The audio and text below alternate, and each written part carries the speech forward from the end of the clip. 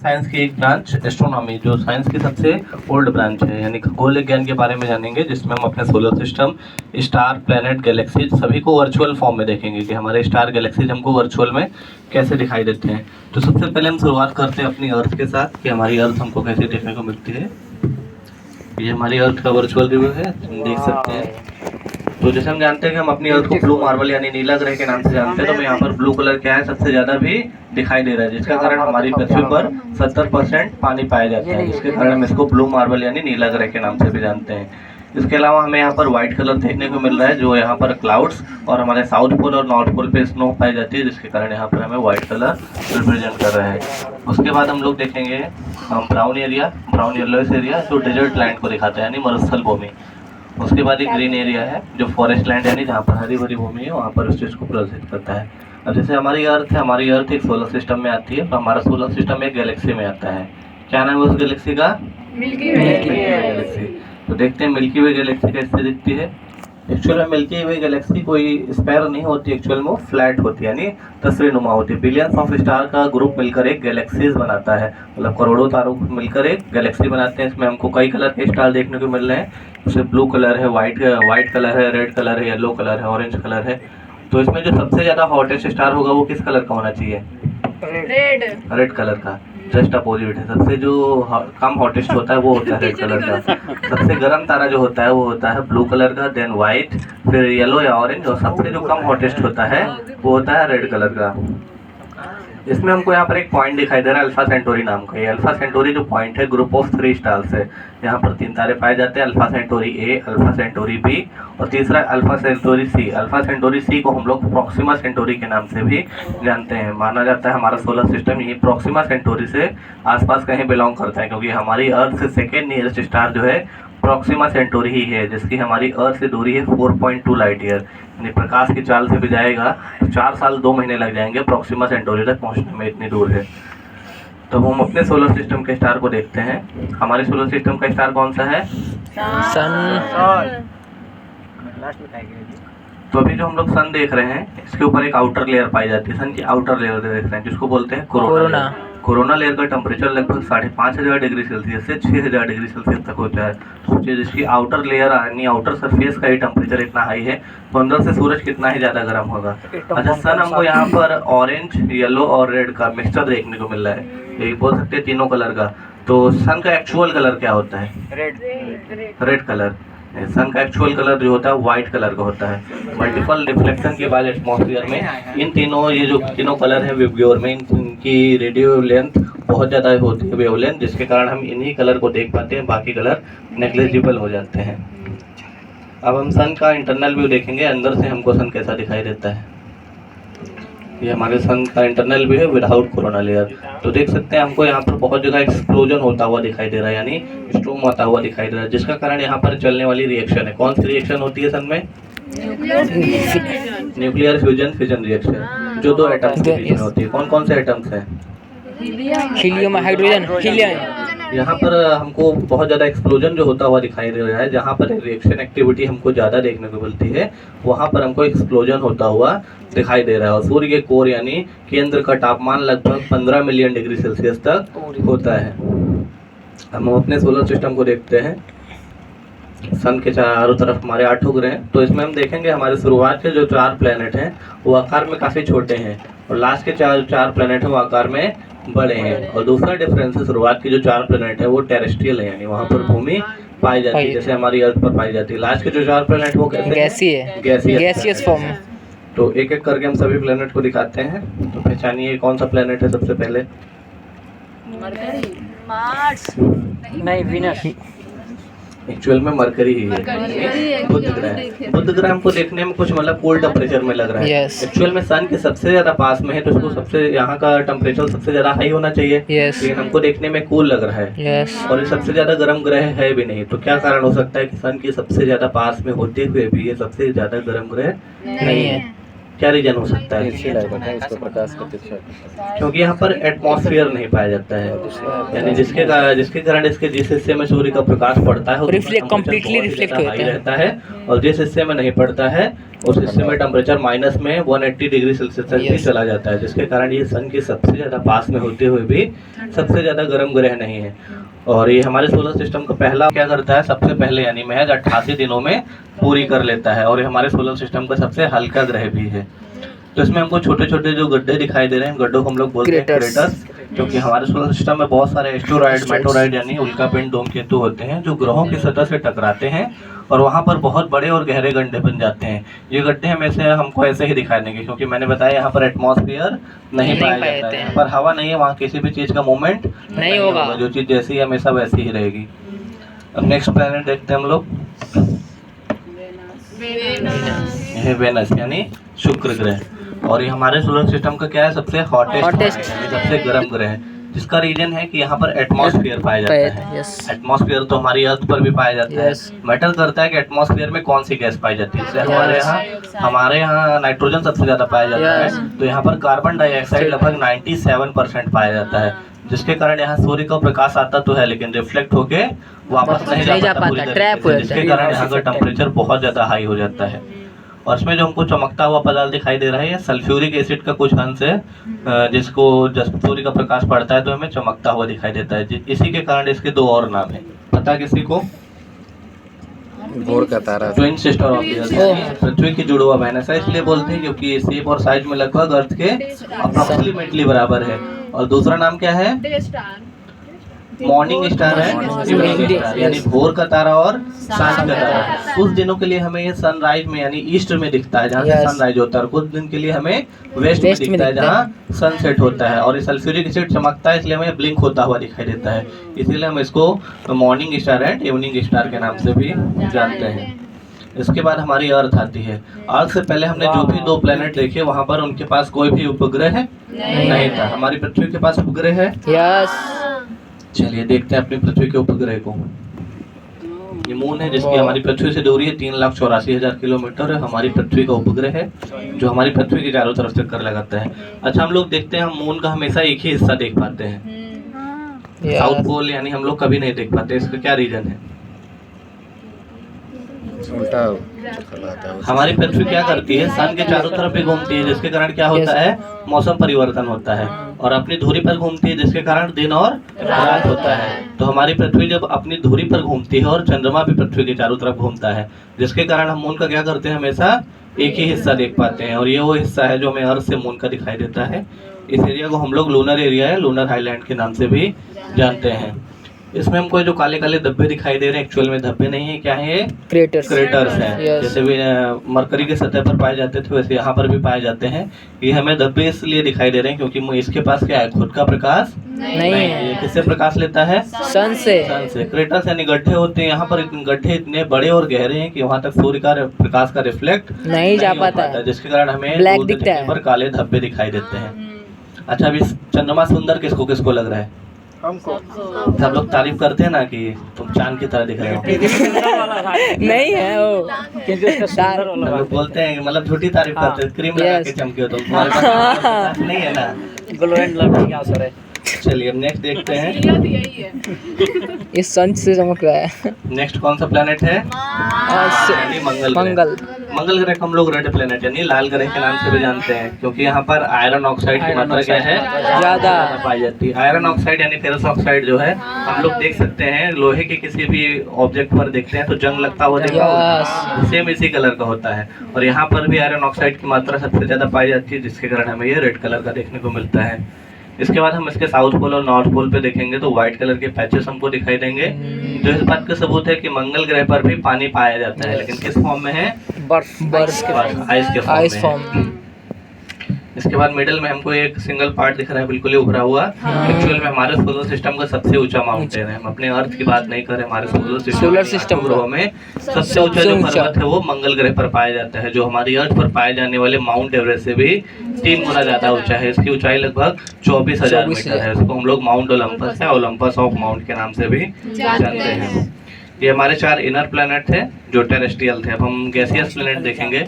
Gaseous planet में सबसे पहला प्लैनेट आता है जुपिटर यानी बृहस्पति ग्रह, और ये हमारे सोलर सिस्टम का सबसे बड़ा ग्रह है। ये इतना बड़ा है कि इसके अंदर लगभग 1300 पृथ्वियां समा जाएंगी, इतना बड़ा है जुपिटर। अब जुपिटर में हम नीचे एक पार्ट दिखाते हैं, आई लाइक स्ट्रक्चर। ये जो आई लाइक स्ट्रक्चर दिख रहा है इसको हम लोग द ग्रेट रेड स्पॉट के नाम से जानते हैं। एक स्टॉर्म है जो बृहस्पति ग्रह पर कंटिन्यू चलता रहता है। माना जाता है जब से बृहस्पति ग्रह का जन्म हुआ है तूफान कंटिन्यू वहाँ पर चलता रहता है, जो वहाँ पर आने वाले एस्टेरॉइड से बृहस्पति ग्रह की क्या करता है, रक्षा करता है। और इसमें देखने में एक खासियत है, क्या लग रहा है देखने में, कुछ समझ में आ रहा है? चल तो रहा है, तूफान है तो चलेगा ही ना, एक जगह थोड़ी खड़ा रहेगा। इसका जो मतलब डायरेक्शन है, बृहस्पति ग्रह जिस डायरेक्शन में घूम रहा है उसके जस्ट अपोजिट डायरेक्शन में हमें मूव करता हुआ दिखाई दे रहा है। यही कारण है कि यहाँ पर आने वाले एस्टेरॉइड से उसकी रक्षा करता है। अब नेक्स्ट हम लोग देखेंगे, यह सैटर्न यानी शनि ग्रह, चारों तरफ एक रिंग यानी वलय भी पाया जाता है। और ये हमें कुछ व्हाइट येलो कर किस फल की तरह दिखाई दे रहा है? नाशपाती। नाशपाती, ये हमें कुछ बोल सकते हैं नींबू की तरह दिखाई दे रहा है ना, नींबू बोल सकते हैं। जैसे लेमन में विटामिन सी पाया जाता है, उसका भी यही कारण है कि यहाँ पर अमोनिया और मीथेन गैस की मात्रा क्या है, सबसे ज्यादा पाई जाती है, जिसके कारण हमें लाइट येलो कलर का दिखाई देता है। और हमारे सोलर सिस्टम का दूसरा सबसे बड़ा ग्रह है और दूसरा सबसे हल्का ग्रह भी है। सबसे हल्का कौन सा था? बुध ग्रह यानी मरकरी, उसके बाद सबसे हल्का ग्रह। और एक नंबर पर भी, यानी हम डेंसिटी के हिसाब से देखेंगे तो हमारे सोलर सिस्टम का सबसे कम डेंसिटी का प्लैनेट है। डेंसिटी हम समझ सकते हैं, एक ठोस बॉल और एक खोखले बॉल से समझ सकते हैं। उसके अणु क्या होते हैं, पास पास में होते हैं, खोखले बॉल में दूर दूर होते हैं। तो यही कारण है, अगर हम सभी ग्रहों को पानी पर उतार के देखेंगे तो इतना कम डेंसिटी का है कि हमें पानी के ऊपर भी तैर सकता है हुआ दिखाई देगा। नेक्स्ट आता है हमारा यूरेनस यानी अरुण ग्रह। यहाँ पर हमको केवल आइस ही आइस देखने को मिलता है, उसके साथ यहाँ पर हीलियम गैस की मात्रा हमको सबसे ज़्यादा देखने को मिलती है। हीलियम गैस नेचर में ठंडी होती है, जिसके कारण यहाँ का टेम्परेचर और ज़्यादा डाउन हो जाता है और हमारे सोलर सिस्टम का सबसे कोल्डेस्ट प्लैनेट बन जाता है। जिस प्रकार जो सबसे पहले था वो सबसे ज़्यादा गर्म नहीं था, इसी प्रकार जो लास्ट प्लैनेट है वो सबसे ज़्यादा ठंडा नहीं है। जो सेकेंड लास्ट हो गया है कोल्डेस्ट प्लैनेट हमारे सोलर सिस्टम का। नेक्स्ट और लास्ट है हमारे सोलर सिस्टम का प्लैनेट नेपच्यून यानी वरुण ग्रह, और उसको हम लोग जाइंट ऑफ आइस यानी बर्फ के दानों के नाम से भी जानते हैं। यहाँ पर केवल आइस ही आइस हमको देखने को मिलता है, उसके अलावा और कुछ भी देखने को नहीं मिलता है। तो हमारे सोलर सिस्टम के टोटल 8 प्लैनेट थे। 2006 से पहले हमारे सोलर सिस्टम में एक और प्लैनेट हुआ करता था, प्लूटो। तो देखते हैं प्लूटो किस प्रकार का दिखाई देता था। ये हमारा प्लूटो है, कुछ क्रीमी चॉकलेटी कलर का दिखाई देता है। But we can not eat. Chocolate निकाल के खा गए, इसलिए इसको सोलर सिस्टम से निकाल के खत्म हो गया खाते खाते। प्लैनेट था ये। क्या रीजन हो सकता है कि वैज्ञानिकों ने इसको हटा दिया है? साइंटिफिक रीजन क्या हो सकता है? बिकॉज ये क्रॉस कर रहा था जो उनके पाथ था। क्या सभी ग्रह क्या करते हैं, एक फिक्स ऑर्बिट में चक्कर Yes. लगाते हैं। ये भी अपनी ऑर्बिट में चक्कर लगाता था, लेकिन इसको अपना घर छोटा पड़ जाता था, इसलिए नेपच्यून की ऑर्बिट में भी चक्कर लगाने लगता था, इसलिए वैज्ञानिकों ने इसको ग्रह की श्रेणी से हटा दिया। और इसका दूसरा रीजन है कि ये आकार में मून से भी छोटा है, यानी कोई ग्रह अगर उपग्रह से छोटा है तो हम उसको ग्रह की श्रेणी में नहीं रखते हैं, इसलिए वैज्ञानिकों ने उसको ग्रह की श्रेणी से हटा के डॉर्फ प्लैनेट यानी बौना ग्रह की श्रेणी में डाल दिया। चॉकलेटी था ये। नेक्स्ट हम लोग देखते हैं अर्थ पर वापस आते हैं अपनी। हम अपने अर्थ का रियल टाइम व्यू देखेंगे। अगर हम अपनी पृथ्वी से 12,000 फीट की ऊंचाई पर जाते हैं तो ऊपर से हमारी पृथ्वी कैसी दिखती है। ये जो फॉर्मेट है मंथ डेट एंड ईयर का फॉर्मेट है, ऊपर से हमारी पृथ्वी इस प्रकार दिखाई दे रही थी इस डेट में। ये जो वेदर फोरकास्टर होते हैं इनको काफ़ी हेल्प मिलती है बताने में, मौसम विभाग वाले कहाँ हवाएं किधर चलेंगी, बारिश किधर हो सकती है। नेक्स्ट हम लोग देखेंगे ब्लू मार्बल विदाउट क्लाउड, यानी हमारी पृथ्वी पर अच्छा बादल सभी गायब हो सकते हैं, एक साथ सारे बादल गायब हो सकते हैं हमारी अर्थ से? नहीं, लेकिन विज्ञान केंद्र में हो सकते हैं।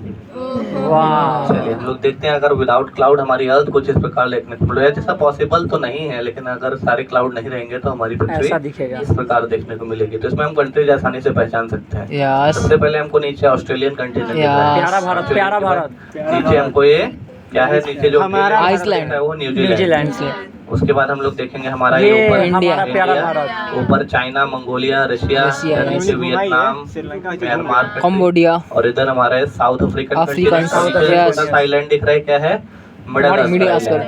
और ऊपर ये European country, south America, north America. White colour का पार्ट दिख रहा है ग्रीनलैंड। तो हम इसमें अपनी पृथ्वी को आसानी से समझ सकते हैं। नेक्स्ट हम लोग देखेंगे अपनी अर्थ को ओशन रेंज। जैसे अभी बादल गायब हो गया तो बरसात नहीं होगा, धीरे धीरे क्या होगा, पानी भी सूख जाएगा ना पूरा, बरसात नहीं होगा तो देखते हैं हमारी अगर सारा पानी गायब हो जाएगा तब हमारी अर्थ कैसी देखने को मिलेगी। पानी 70% है तो गायब होने में टाइम लगेगा ना। यस ओहो लेकिन जमीन सस्ता हो जाएगा। बट जमीन में कुछ होगा ही नहीं तो सस्ता बट खरीदने लायक ही कोई नहीं होगा। अच्छा नहीं दिख रहा विदाउट ये देखेंगे अपने अर्थ को, जैसे दिन और रात, आधी पृथ्वी पर दिन होता है, आधी पृथ्वी पर रात होती है। हम लोग को उसका वेट करने के लिए 12 घंटे लगते हैं ना, Yes. लेकिन हम लोग अभी दिन और रात एक साथ करते हैं। 12 सेकंड। ओके चलिए हम लोग देख सकते हैं डे और नाइट हमारी पृथ्वी पर कैसे होता है। ये डे है। आज सूर्य ग्रहण लगने वाला है शायद। ये नाइट है। ये डे अमेरिका और नाइट को जो लाइन डिवाइड करते हैं उसको बोलते Yes. हैं टर्मिनेटर।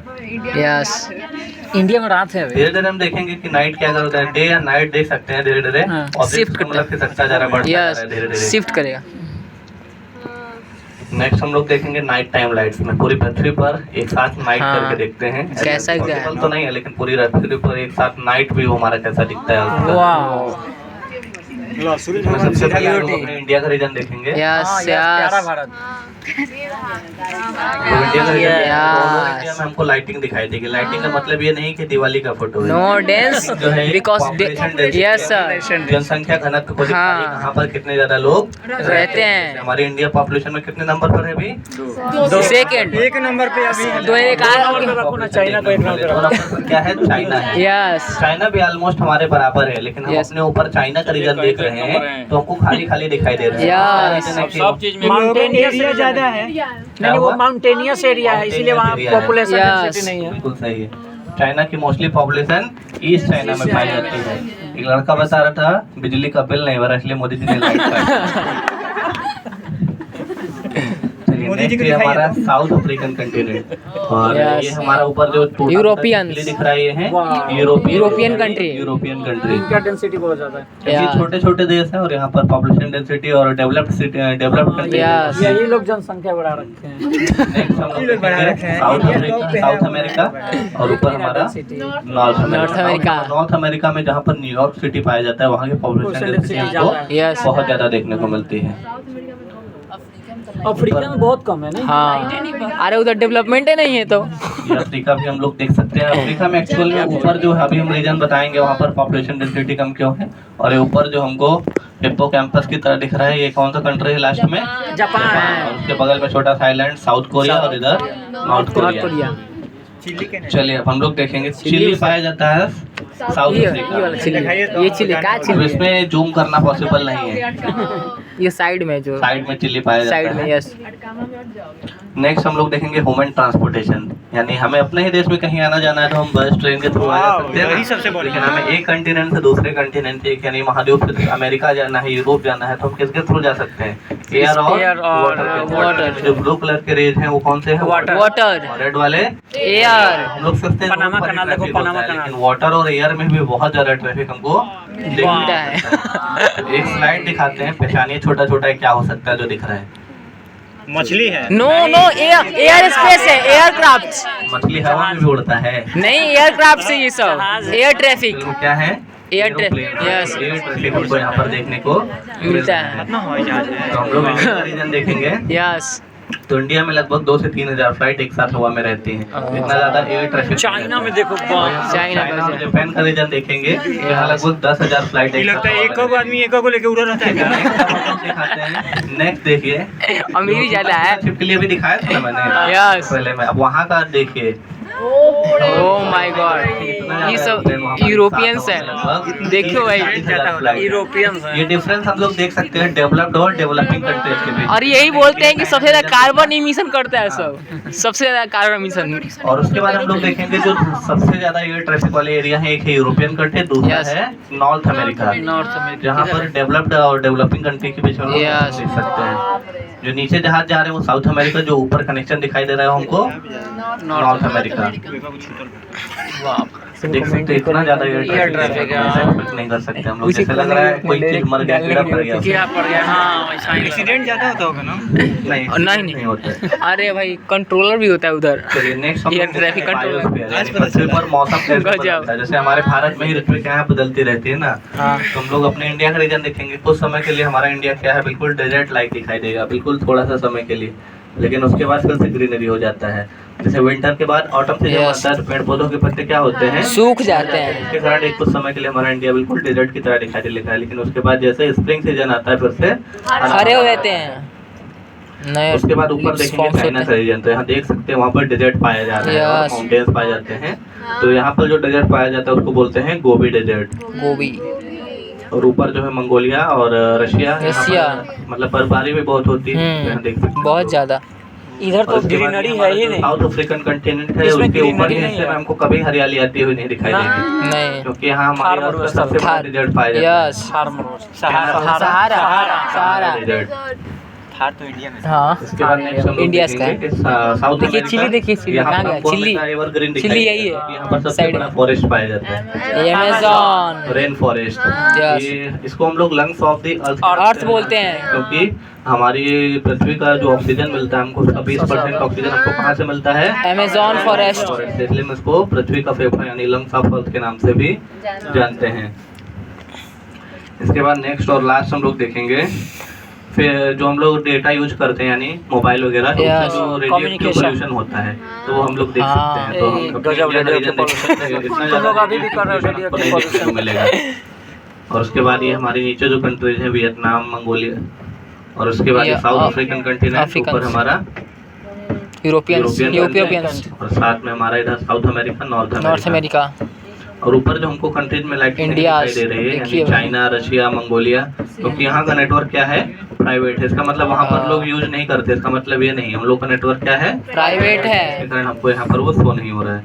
तो इसी के साथ हमारा देखो भाई समाप्त सबसे ज्यादा होता है। कितने वो यूज करते हैं यूरोपियन कंट्रीज।